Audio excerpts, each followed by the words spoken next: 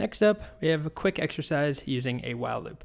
So this is a use case for a while loop that we could not duplicate with a for loop. So the idea is based off of my experiences growing up with my sisters, where we'd play this stupid game where you would, copy one another and mimic everything the other person said. So in this case, we'll start off by asking for input. You can say whatever you want. And then a user enters a response. And then immediately we get the same response printed out again back, and everything they say is duplicated. So basically it keeps asking for input and it prints out the exact same thing that is input. And then if you say stop copying me, it ends the loop and it'll say, fine, you win, which is highly unrealistic because with my sisters, anytime you would say stop copying me, it would just make them copy you more. But for our example, stop copying me is going to be the magic code that ends the game. And game is a bit of a stretch. So you ask for input, whatever the input is. If it's not stop copying me, you print it back out and you ask for input again, and then you print it out, keep going until the user says stop copying me. So go ahead and pause that video. Pause the video. And then I'll have a solution right now. Here I am again. Okay, I'll hop to my terminal and I'll make a new file. I'll call this one sister.py. And I'll open it up. And the first thing we'll do is ask for input. So let's have a variable called message equals input say something. And then we'll have a while loop, which will say while message is not equal to stop copying me. While that's the case, we're going to print message back. And if I just ran this now, what would happen? Well, I would get an infinite loop. It would, assuming that I didn't say stop copying me the first time. But whatever you enter in, like applesauce, it will print applesauce a million times, an infinite number of times until your computer runs out of memory or it shuts down or you throw your computer out the window.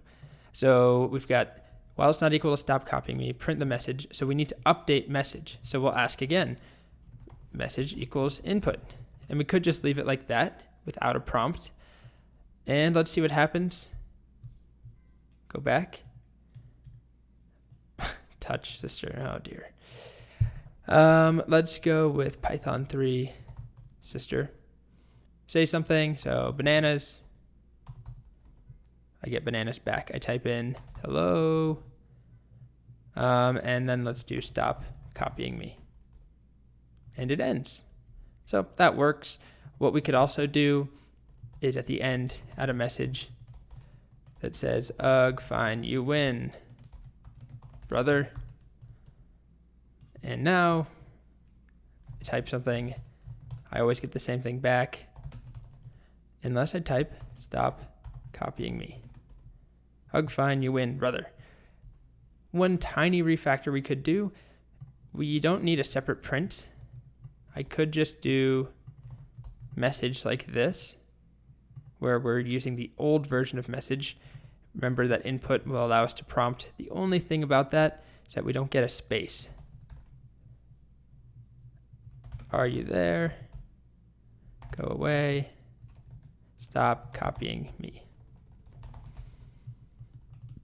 So we could do a little F string here if we wanted to, put message inside of it like this, and then add a space. And now if I run, say something, hello, I now have a new line afterwards. Anyways, just a minor change. Honestly, I don't think it's actually worth it to get rid of that print, but I will put both versions here. So let's go copy that one.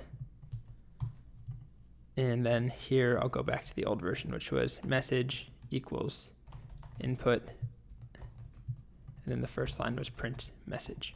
Okay, so we are done with this exercise.